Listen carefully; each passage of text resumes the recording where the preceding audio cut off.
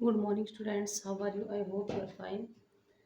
बेटा class 8th में SST के ज्योग्राफी लेसन 3rd को हम रीड कर रहे थे। ठीक है, तो हम धात्विक और अधात्विक खनिज के बारे में रीड कर रहे थे। धात्विक खनिज के बारे में हम रीड कर लिया था। अब आता है मिश्र धातु।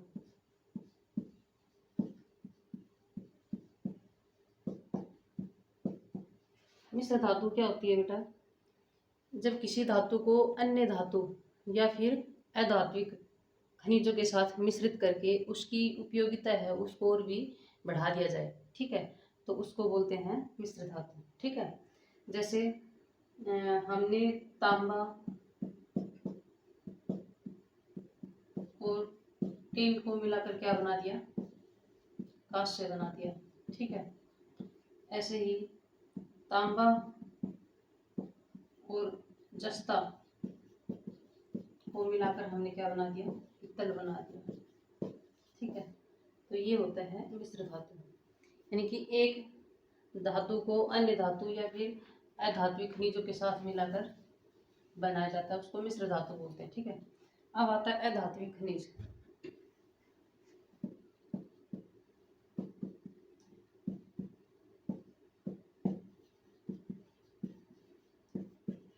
अधात्विक खनिज में जैसे फास्फेट है, पोटास है, नमक है। ठीक है, इसमें एग्जाम्पल दे रखे हैं, आप देख सकते हो। पोटास है, नमक है, सिलिका है। ठीक है, हीरा है, बालू है, बजरी है, ये सारे क्या है बेटा? अधात्विक खनिज है। ठीक है, अब आता है खनन। खनन क्या होता है? यानी कि माइनिंग। ठीक है,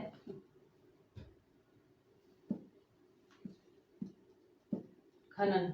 ठीक है, अब आपको पता है भी, जो खनिज है उनको पृथ्वी के धरातल के नज़दीक से या फिर गहराइयों से क्या किया जाता है? निकाला जाता है। ठीक है, अब ये कहता है कि भी आर्थिक रूप से मूल्यवान खनिजों को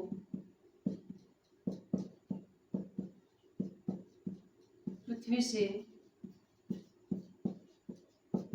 निकालने की जो प्रक्रिया होती है बेटा, निकालने की प्रक्रिया, ठीक है, उसको क्या कहते हैं? हम खनन कहते हैं। यानी कि आर्थिक रूप से जो मूल्यवान खनिज होते हैं उनको पृथ्वी से निकालने की जो प्रक्रिया होती है उसी को क्या कहते हैं? खनन कहते हैं। ठीक है, अभी कहता है कि भाई धरातल के निकट, यानी कि धरातल के निकट, धरातल के निकट ऊपर जो खनिज होते हैं उनको प्राप्त करने की क्रिया को क्या कहा जाता है? उत्खनन।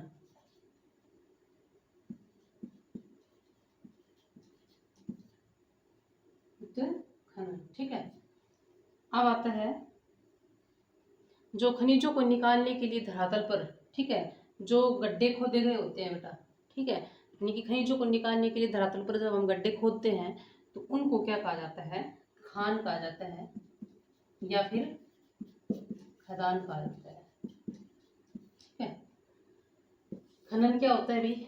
आर्थिक रूप से जो मूल्यवान खनिज है उनको पृथ्वी से निकालने की प्रक्रिया को हम खनन कहते हैं। ठीक है, और उत्खनन क्या होता है? धरातल के निकट, ठीक है, ऊपर से जो खनिज निकाले जाते हैं उनको उत्खनन कहा जाता है। ठीक है, और जो धरातल के ऊपर जो खनिजों को निकालने के लिए जो गड्ढे खोदे जाते हैं उनको खान या खदान कहा जाता है। ठीक है,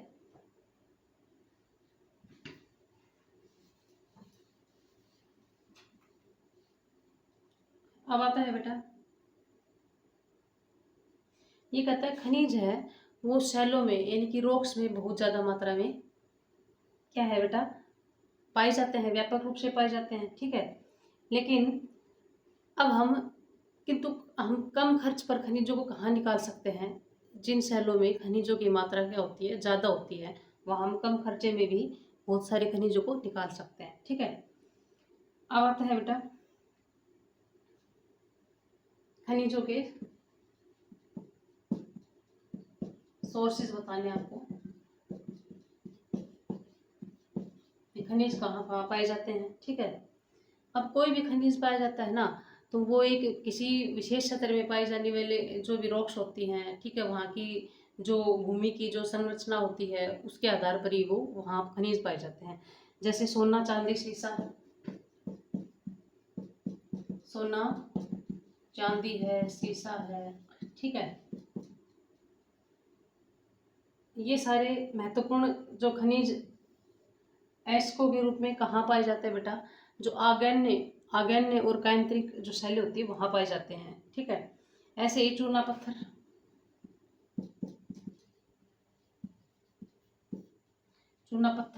ठीक है। और जो खड़िया है, चिक्का है, ठीक है, ये कहाँ पाए जाते हैं? अवसादी शैलों में पाए जाते हैं। इनकी जो सेडिमेंट्री रॉक्स होती हैं वहाँ पाए जाते हैं। देखिए सोना, चांदी, सीसा ये आग्नेय और कैंत्रिक शैलों में पाए जाते हैं। चूना पत्थर, खड़िया, चिका अवसादी शैलों में पाए जाते हैं, ठीक है। ऐसे ये है सोना व हीरा है, ये नदी तल के बालू व बजरी में ये एलिवल डिपॉजिट्स के रूप में पाए जाते हैं, ठीक है। अब क्या कहता है बेटा कि जब सैलें होती हैं, मतलब रॉक्स होती हैं, जब वो छोटी छोटी हवा के कारण या बारिश के कारण टूटकर नीचे गिरती हैं, ठीक है, तो वो नदियों के द्वारा बहाकर लाई जाती हैं, ठीक है। तो जिन्हें क्या कहा जाता है? प्लेसरा डिपॉजिट्स कहा जाता है। क्या कहा जाता है? प्लेसरा डिपॉजिट्स कहा जाता है, ठीक है। अब आपको पता है भी जो महासागर हैं उनकी तली में खनिजों के क्या है? विशाल भंडार उपस्थित होते हैं, ठीक है। किंतु ये क्या है बेटा? दूर दूर तक बिखरे हुए होते हैं और इसलिए आर्थिक दृष्टि से अधिक उपयोगी नहीं है ये, ठीक है, क्योंकि ये क्या है? बहुत दूर दूर बिखरे हुए होते हैं, ठीक है।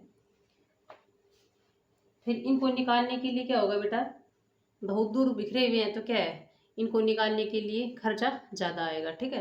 अगर एक जगह इकट्ठे हमें खनिज बहुत ज़्यादा मात्रा में मिलते हैं तो वहाँ पर उनको निकालना क्या होता है? ईजी होता है, ठीक है। तो ये है बेटा आपका, जितना मैंने आपको रीड करवाया इसको अच्छे से रीड करना। कल फिर हम कुछ महत्वपूर्ण खनिजों के बारे में रीड करेंगे, ठीक है बेटा।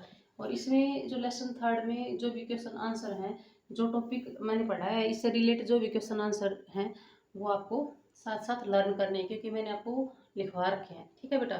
थैंक्स बेटा।